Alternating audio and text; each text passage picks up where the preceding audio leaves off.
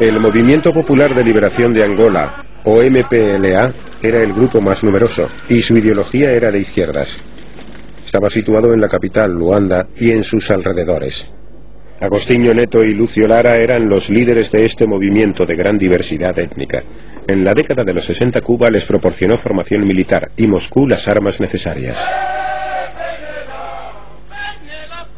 El Frente Popular de Liberación de Angola, FNLA, operaba mayoritariamente en la parte meridional del país.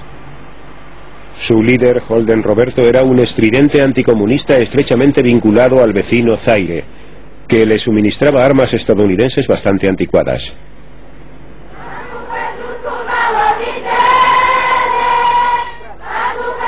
La Unión Nacional para la Independencia Total de Angola, UNITA, movimiento liderado por Jonas Savimbi, tenía su base en el sur de Angola. Savimbi, líder carismático, decidió que el respaldo estadounidense era la clave para acceder al poder.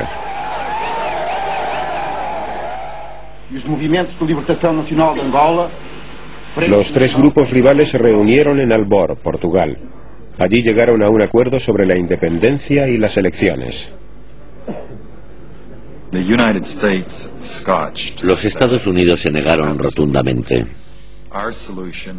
Nosotros encontramos la solución.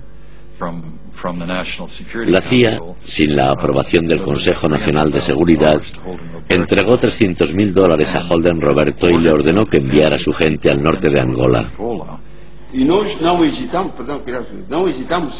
No nos preocupaba recibir ayuda estadounidense. Sabíamos que la Unión Soviética apoyaba al MPLA y no teníamos la posibilidad de contrarrestar eso. El dinero estadounidense que les llegaba secretamente a través del Zaire sirvió para pagar la guerra de Roberto contra el MPLA. Su facción era siempre la más sangrienta y violenta. Atacaron y asesinaron sin perder un minuto a 15 activistas políticos del MPLA y a partir de ese momento todo estuvo decidido. El destino de Angola estaba escrito con sangre.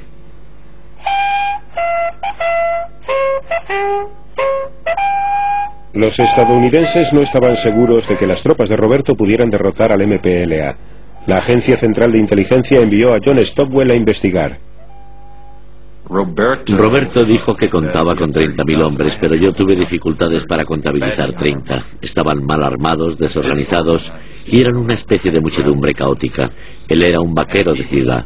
Había pasado toda su carrera dedicado al politiqueo en Kinshasa. No sabía nada de operaciones militares o logísticas, ni de organización. Entonces Stockwell se dirigió al sur para visitar el cuartel general de UNITA.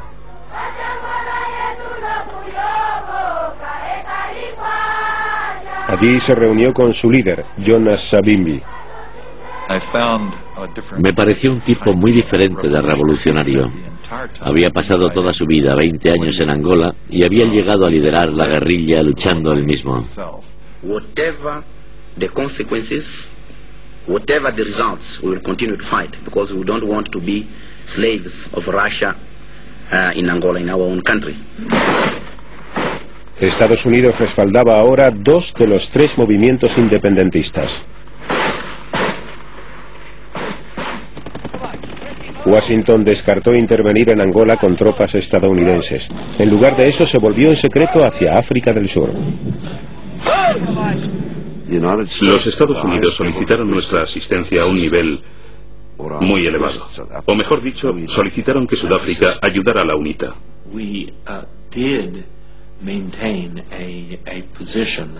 Conservamos una postura de desaprobación frente al apartheid. Pero por otro lado, el gobierno de Sudáfrica era extremadamente poderoso. Sudáfrica estaba aislada. Aunque se hizo en secreto, fue beneficioso para nuestro país cooperar con una gran potencia como los Estados Unidos, aunque fuera de manera clandestina. En el Departamento de Estado había muchas personas con potestad para tomar decisiones, cuya intención era esencialmente tener relaciones ambiguas y curiosas con Sudáfrica. Lo más importante era que la Unión Soviética llegara a entrar en el país y que utilizara esta situación de inestabilidad en África en su propio beneficio, para echar raíces allí y fomentar los conflictos. Tenían miedo del MPLA. Nos llamaban comunistas. Los sudafricanos estaban aterrorizados. No experimentaban esa sensación ante el FNLA o la UNITA. Eran aliados. No les gustaba el MPLA porque este movimiento se había declarado contrario al apartheid.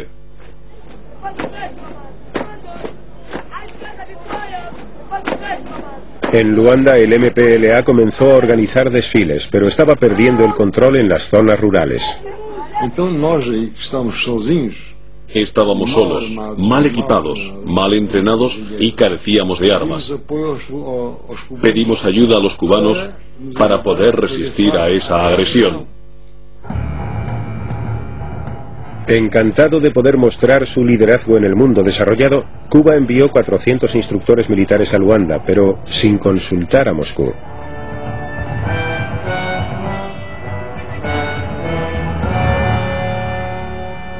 Los soviéticos no sabían absolutamente nada.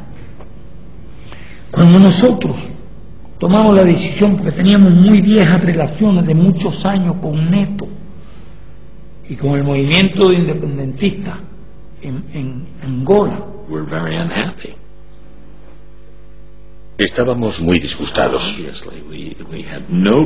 Quiero decir que obviamente no teníamos ningún deseo de ver cómo Castro extendía su influencia por el continente africano. Para nuestro gobierno en Washington, Castro era un representante soviético. En lo referente al tema de Angola, pensamos que si la Unión Soviética podía intervenir en lugares que se encontraban a tanta distancia y que no tenían nada que ver con los problemas de seguridad tradicionales rusos, y si las Fuerzas Armadas cubanas podían entrar en focos problemáticos y tan lejanos, y si Occidente no encontraba un método para contrarrestar todo esto, entonces todo el sistema internacional se podría desestabilizar. Ya era una cuestión de la globalización de nuestra lucha frente a la globalización de los Estados Unidos. No coincidíamos ahí con los puntos de vista soviéticos. Entonces, actuamos. Y no hubo ninguna cooperación, todo lo contrario, críticas. Pero al norte de Luanda, los soldados del FNLA, con Roberto Holden a la cabeza, se dirigían a la capital. Querían apoderarse de ella antes del día de la independencia de Angola. Tenían muchas esperanzas de triunfar. En realidad teníamos una fiesta de celebración en las oficinas centrales de la CIA en Washington. Al final del día esperábamos recibir la noticia de que habíamos entrado en Luanda. Conducidas por cubanos, las tropas del MPLA detuvieron el avance de Roberto.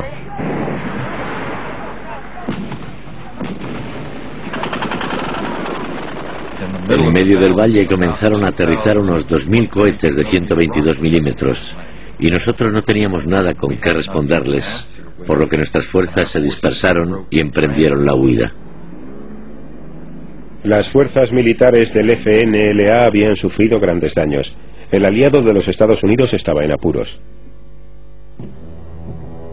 Ahora, el MPLA se enfrentaba a un desafío aún mayor. En octubre de 1975, los soldados sudafricanos invadieron Angola. Desde sus bases en Namibia acudieron al encuentro de las divisiones de la UNITA. Avanzábamos aproximadamente una media de 80 kilómetros diarios. Por aquella época mis soldados ya lo hacían muy bien. Se sentían más cómodos allí y ya habían salido de los vehículos y marchaban en formación de asalto. Mandaríamos al diablo a esa gente y entonces tendrían que coger sus cosas y marcharse, porque no nos esperaban.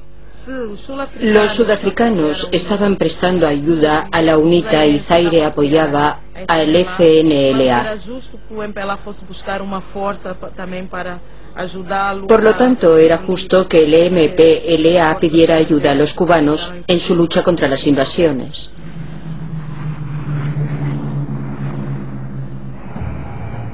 A los 2 días de proclamar la independencia, miles de soldados de combate cubanos comenzaron a llegar a Luanda.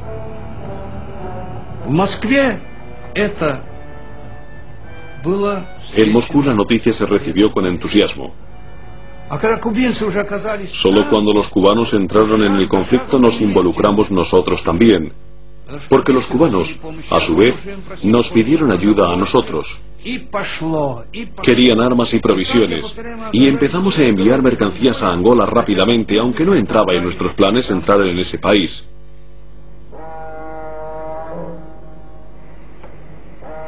Moscú comenzó a enviar toneladas de armas, tanques y misiles directamente a Luanda.